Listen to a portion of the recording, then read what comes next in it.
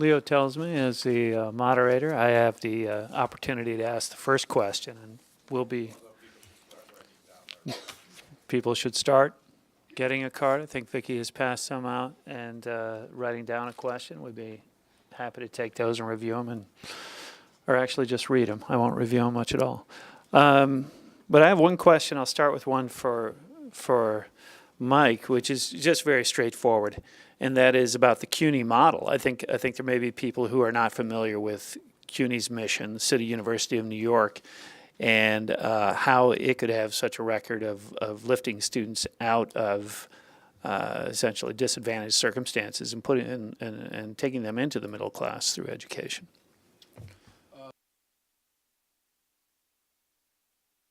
CUNY as a school, I saw you stand up, that was the first sign. CUNY as a school, about 275,000 full-time equivalent students, 21 campuses. The average family income of our students is less than $30,000, right? New York City, right? So sort of need to understand that. The graduation rates are 5-6 years. 7 years. We're attempting to expedite that process in a variety of ways. So the promise is a higher education. Students come. We have everything from community colleges to senior colleges. Our census of students has increased from about 200,000 to 275,000 over the course of the last 13, 14 years. So that's an enormous increase, and the amount of public funds has declined simultaneously. So what we're looking at is that kind of crush where you're looking for additional students and tuition to pay for the university. That's called privatization, right? It's just another expression of it. And the university, though, continues to do an extraordinary job of moving students into the middle class. The problem is, of course, it's marrow on marrow, and we're also turning over, and we're churning our faculty. Faculty are leaving. I was at a conference the other day. I was having dinner with 2 former faculty from CUNY. One is now teaching at Sydney in Australia as a full professor. The other is at California Riverside. They wanted to stay. They couldn't stay, and so they moved on. And so we attract some very good people, but the working conditions are increasingly difficult. And that has consequence, as you well know, those of you in public schools, as you churn your faculty. Oh, and by the way, just parenthetically, 75% of the students, not parenthetical, it's central, 75% of the students are students of color, and 58% of all courses are taught by part-time faculty. And so, coming from the research department, I've had the opportunity to work with Mike and Barbara Bowen, the president of the Professional Staff Congress there. And what's really interesting, fascinating, is that while CUNY has its mission and is successful in its mission, that it's Mike and Barbara and the other faculty members who are fighting against the sort of tidal wave of corporatization, if you will, or the austerity as we're characterizing it today. But fighting when the governing board of trustees starts to bend in a certain direction, obviously fighting for appropriate funding. So that's one way in which our union leaders and members are fighting austerity. I guess I'll take another point of privilege, and before I get to the question that's been submitted, ask another one, which is how, I think, Mike, one way of saying what you, summarizing what you talked about a bit was that the Democratic Party, in your view, has internalized austerity, that is accepted it. And Ivy, you told a story, I think, of fighting back against austerity. And I'd just like to ask the question of how do you get to, when so many community members particularly have just said, well, this is the way it is, how do you fight back and change the mindset of the community and probably in some cases your members who say, well, we just have to deal with smaller budgets and terrible conditions?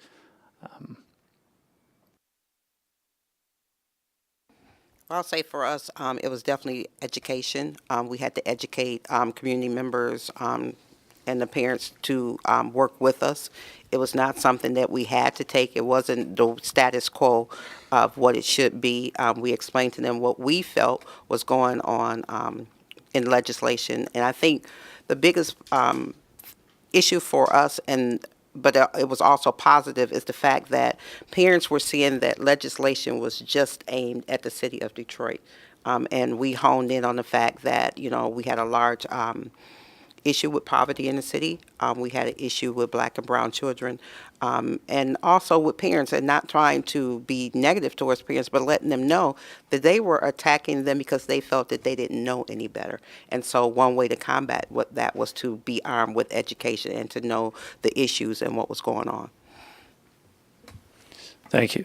Now I'll get to the question. This one comes on the back of the card that says, "Your voice, your Virginia, Election Day, November 7th." So a little bit of sunshine introduced to the cloudy day here. At least it looks cloudy.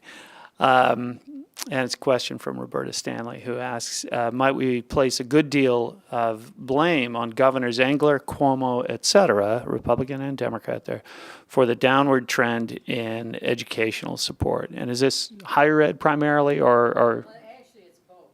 Okay. Unfortunately, we could talk ad infinitum about Governor Engler and his hate of public education and unions.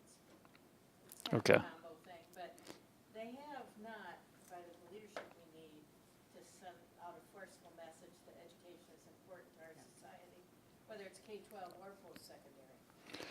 all right? So both sectors, and I'll leave it to the panel. Mike, obviously you've given it some thought. And the Michiganders have given a whole lot of thought to Governor Engler, I think, in the past. So in terms of Michigan, I mean, and with several of these governors across our country, they have an agenda towards privatization, and yet when we look at state constitutions, it's often very difficult.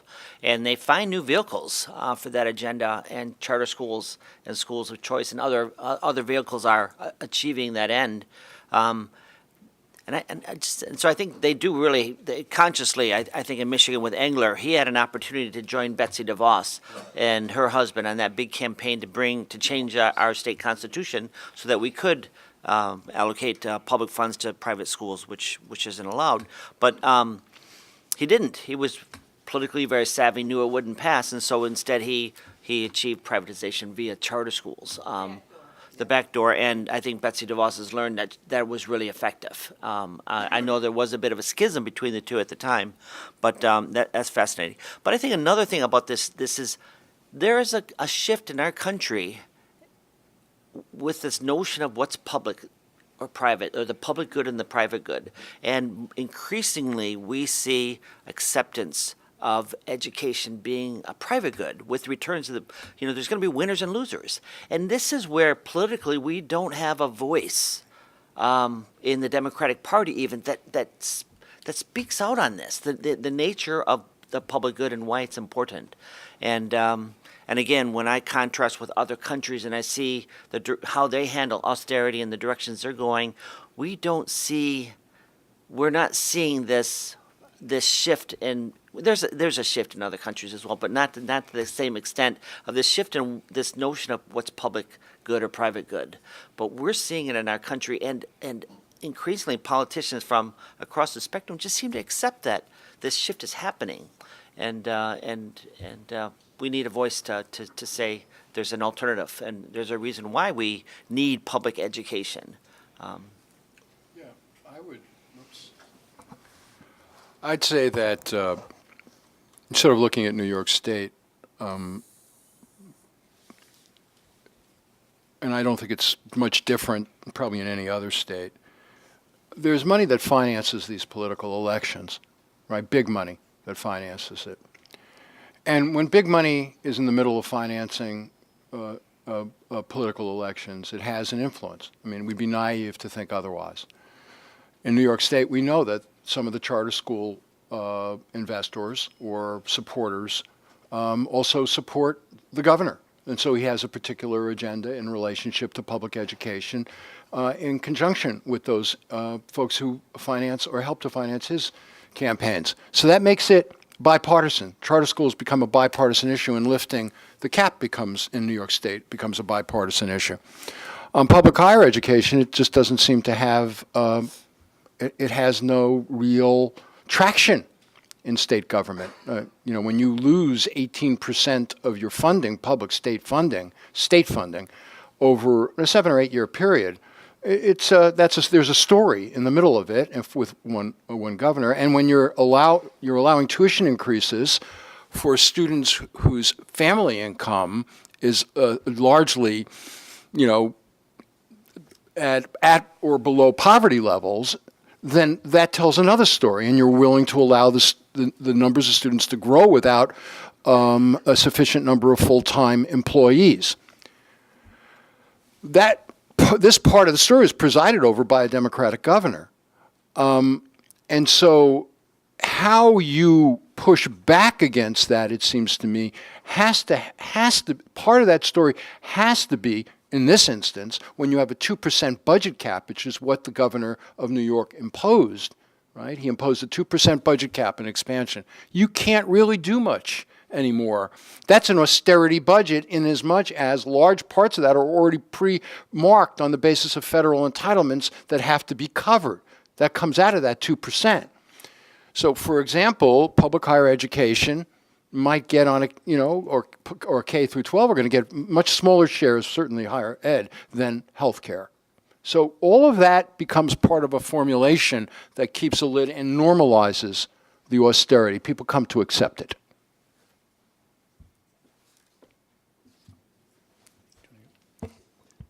So have another question. Thank you, Mike. I have another question, this one for Gary, and then there's one for the group. I'll read them both, and then Gary, you can start. Gary, please comment on competitive markets within schools, for example, career academies, language immersion, etc. And I have some experience with that as a parent, so I can suggest some things there. And for the group, just policy proposals at the federal level that I assume we mean here would affect that sort of internal sorting, if you will, of competitive markets within schools. So. When we look at school choice, as I outlined earlier, there's various forms of school choice. What's really devastating for some of the public schools as a whole is not having control of the school choice. Even some of our more aggressive forms of inter-district school choice, like the Michigan's reform called Schools of Choice, has been intentional in accelerating flight from metropolitan Detroit to the suburbs, to the first-ring suburbs. And we've seen now a migration for the first-ring suburbs to the outer rings. And local districts don't have control of that, and I think that's a problem. It results in a situation like in Detroit where you've heard of food deserts, where we see in high-poverty communities no places to buy fresh fruits and vegetables. We have school deserts in Detroit because there's no central control on location of schools. And so charter schools can locate where they want, and we have our districts that are having to close many schools because of the downsizing, and yet having not sufficient control on the location of other charter schools. And so many communities are not being served if there's no local schools. So I believe, you can have school choice, you can have within school choice. School choice, engaged parents are always going to be choosing. They're choosing their teachers, they're choosing programs within the schools. I think my biggest concern is still about, for addressing issues of austerity and being able to maintain the viable public entities, is having control of some of that choice.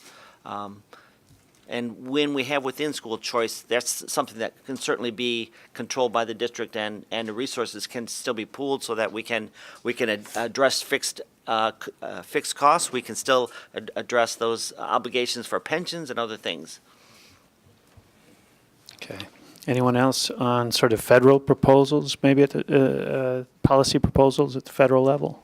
Yeah, so I was just going to say, I think one of the federal proposals should look at not just equal funding, but equitable funding, because some areas need more than others. So I think if we start looking at the funding in another way, that will probably help us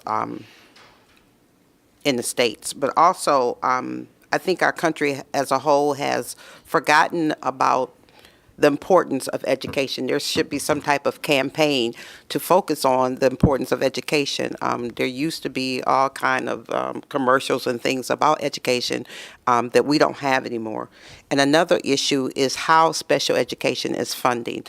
So I think they also need to look at a different formula for how we fund the budgets for our students with special needs. I know in Michigan, we talk about Detroit, but it's not just a Detroit issue. In Michigan, there's an issue with funding all across the board in the state of Michigan.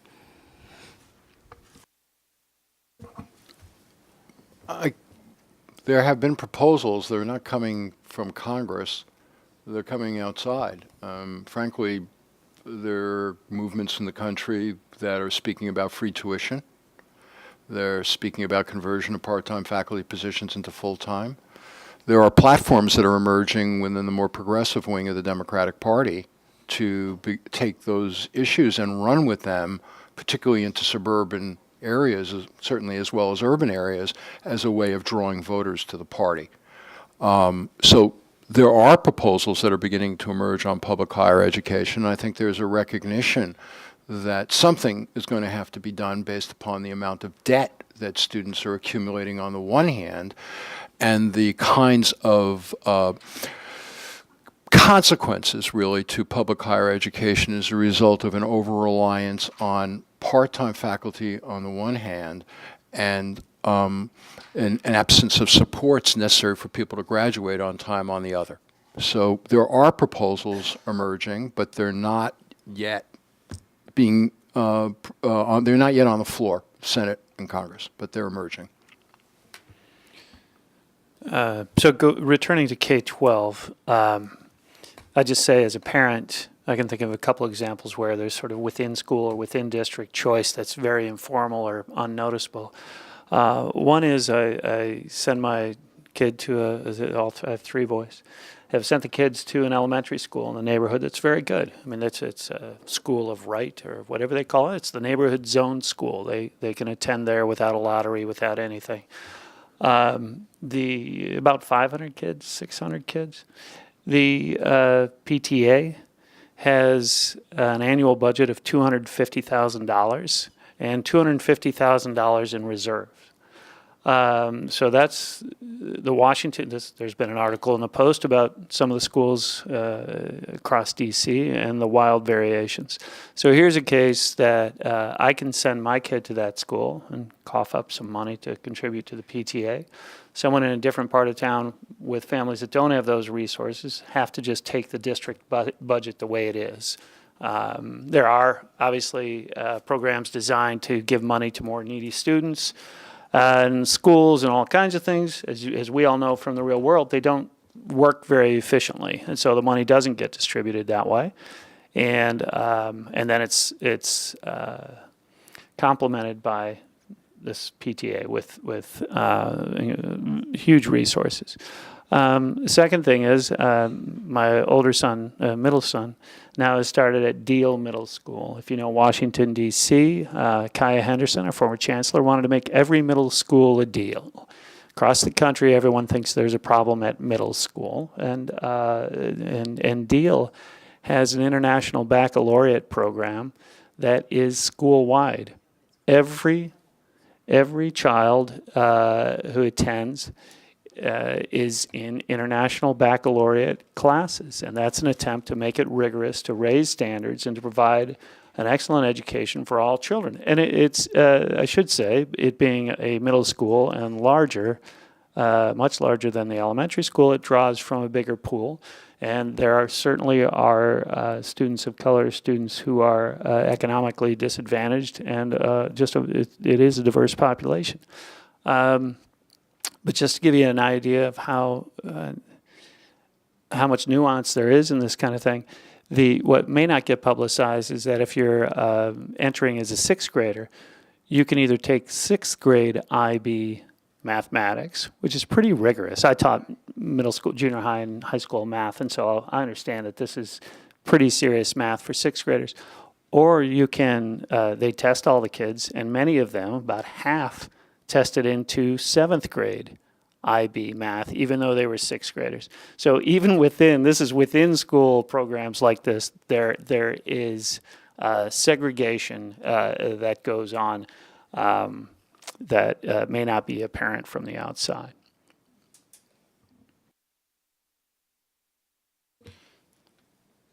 So I have another CUNY question. Ivy will ask you about it. No, we'll ask Mike. And there's a little bit of history. There was a time when CUNY had free tuition. Much of those who were known as the New York intellectuals, who were so important to American intellectual life, came out of CUNY in the days of free tuition. And the question is, this must be somebody who's very familiar with New York City. How has austerity politics, which started in the New York City fiscal crisis in 1975 with loss of free tuition, how has that impacted our intellectual life, I guess, both the cities and the countries?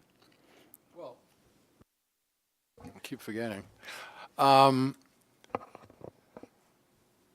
think that when you look at the Fiscal Control Board back in 1975, it made a couple of decisions about the city. One was free public higher education, another was public hospitals, when the federal government in its attempting to negotiate a deal about bailing out the city. It was interesting what was in play and what they had to give up. Part of what had to be given up in order to get the bailout in a fiscal control board was tuition, free tuition. Then there was a pushback, but then there had already been an open admissions policy that was already being introduced. So the introduction of tuition converged to some extent with open admissions. And that back and forth had an impact on particularly poorer students, again, of color, who were beginning to come into the CUNY system in larger numbers, and now, for the first time, the university was faced with tuition.